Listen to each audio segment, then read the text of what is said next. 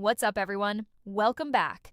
If you're new here, we talk about psychology, human behavior, and the patterns that shape how we think, feel, and interact with the world around us. Today's topic is one that surprises almost everyone the first time they hear it. Smart people, analytical, self-aware, educated, emotionally intelligent people are often the easiest targets for manipulation, not the hardest. The easiest. And by the end of this video, you're going to understand exactly why.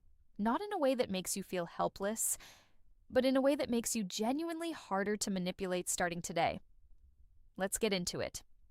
First, why intelligence doesn't protect you the way you think it does. There's the assumption most intelligent people carry quietly. It goes something like this. I'm smart enough to see through people. I would know if someone was playing me. It wouldn't work on me. That assumption is not just wrong. It's actually part of the problem. Here's what the research shows.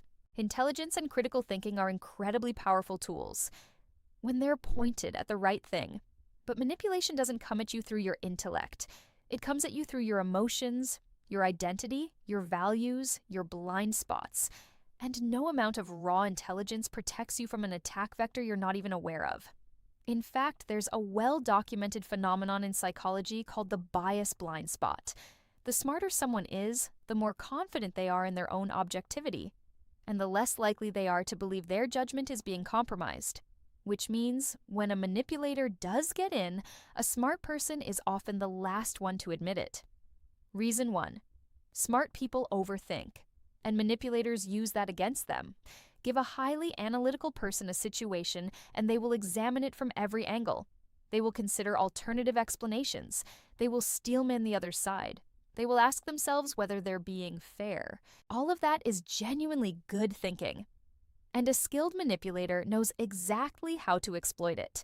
When you confront a manipulative person about their behavior, they don't need to convince you that you're wrong. They just need to give you enough alternative explanations to keep you thinking. Maybe they were having a bad day. Maybe I misread the tone. Maybe I'm being too sensitive. Maybe there's context I'm missing. The smart person does the manipulator's work for them. They talk themselves out of their own instincts using their own intelligence. The manipulator just plants the seed and sits back while the analytical mind waters it. Reason 2, empathy becomes a weapon. Smart people, particularly emotionally intelligent ones, tend to have highly developed empathy. They feel other people's pain genuinely. They consider other perspectives naturally. They give benefit of the doubt because they understand that people are complicated and context matters. These are beautiful qualities. And in the hands of a manipulator, they become a lever. Emotional manipulators are extraordinarily good at presenting themselves as wounded, as misunderstood, as someone who has been hurt by everyone who came before you and just needs someone, finally, who truly gets them. And the empathetic, emotionally intelligent person hears that and feels it deeply. They want to be the one who finally shows up for this person. That pull, the pull to be the one who understands, who helps, who doesn't abandon, is one of the most reliable hooks a manipulator can use. And the more empathy you have, the harder that hook is to shake. Reason 3. They rationalize red flags instead of acting on them. Here's something that happens constantly with intelligent people in manipulative relationships. They see a red flag. They feel the discomfort of it. And then, immediately, the analytical brain kicks in and starts building a case for why it might not mean what it looks like. He did that because of his childhood. She's like this because of what happened in her last relationship. It's not that simple. People are complicated. I shouldn't judge. All of that might even be true. But here's what's happening underneath it. The smart person is using their intelligence to override their instincts. And instincts, that low-level, pre-verbal sense that something is off, are often right. They're the product of millions of years of social pattern recognition. They don't need a logical argument to be valid. The habit of intellectualizing everything can create a dangerous gap between what you sense and what you allow yourself to believe.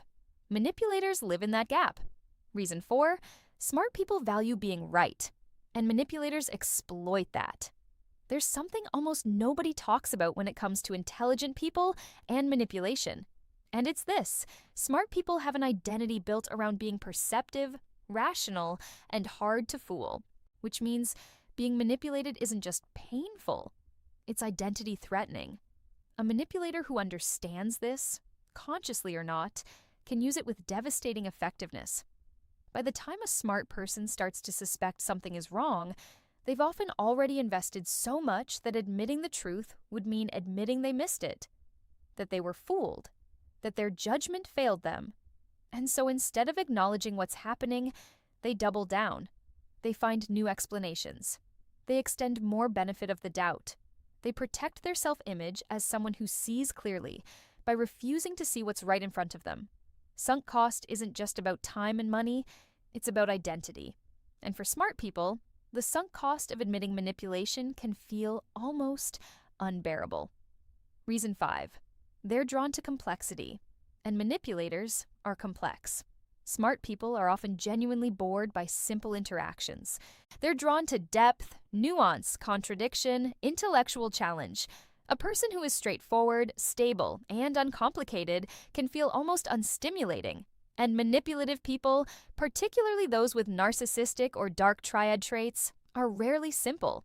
They're often intellectually sharp, unpredictable, deeply interesting to talk to, capable of extraordinary warmth and insight one moment and stunning coldness the next. That unpredictability, which is actually a manipulation tactic, reads to the smart, curious mind as complexity worth exploring, worth understanding, worth staying for. The very thing that should be a warning sign becomes an attraction. The chaos gets reframed as depth. The inconsistency gets reframed as layers. And the smart person stays, trying to solve a puzzle that was specifically designed to never be solved. Reason 6. High achievers are conditioned to work harder when things get difficult.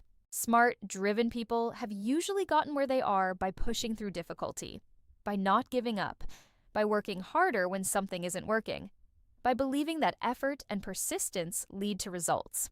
That mindset, which is genuinely powerful in most areas of life, becomes a liability in a manipulative relationship. Because when things get hard, when the relationship becomes confusing and painful, the high achiever's instinct is not to leave.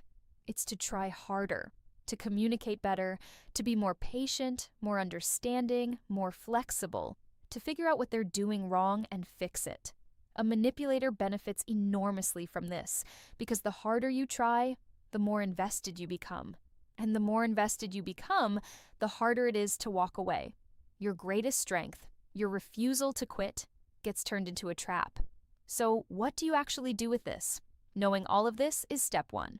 But knowledge alone doesn't protect you, especially when you're in the middle of something emotionally charged. So here are 4 things that actually help. First, learn to trust discomfort before you explain it away. When something feels off, let it feel off before you reach for an explanation. Sit with the discomfort for a moment. Your instincts are data. Let them speak before your intellect edits them. Second, watch patterns, not moments. Manipulators are often very good at individual moments. An explanation, an apology, a gesture of warmth that makes any single incident seem fine. What reveals manipulation is the pattern over time. Step back. Look at the full picture. Ask yourself not how this moment feels, but how this relationship consistently makes you feel. Third, get an outside perspective before you've fully convinced yourself. This is hard for smart people because they often prefer to work things out internally. But an outside perspective, a trusted friend, a therapist, someone with no stake in your conclusion, can see what you can't when you're inside it. And fourth, make peace with the possibility that you were fooled. If you've been manipulated, it doesn't mean you're not smart. It means you're human, and you encountered someone who was specifically skilled at exploiting human qualities. Empathy, analytical thinking, persistence, the need for identity consistency. Being manipulated says nothing about your intelligence. Refusing to acknowledge it when the evidence is clear, that's where intelligence actually fails you. Here's what I want you to take away from this.